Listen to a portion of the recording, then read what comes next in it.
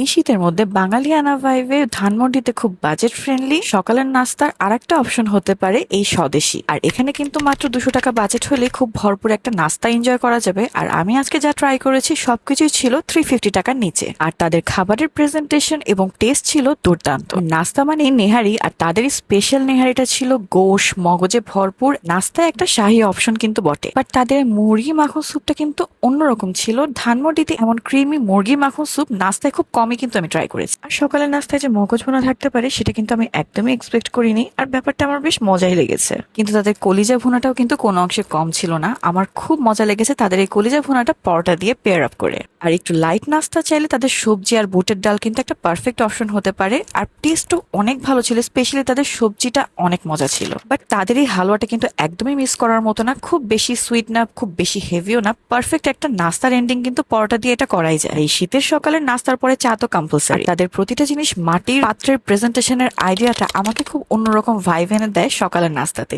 So এমন একটি বাঙালিয়ানা ভাইবে affordable নাস্তার জন্য কিন্তু আমি এই স্বদেশী রেস্টুরেন্টটা সবাইকে রেকমেন্ড করবো একবার হলো ভিজিট করার জন্য, বিকজ ইটস টু অ্যাফোর্ডেবল।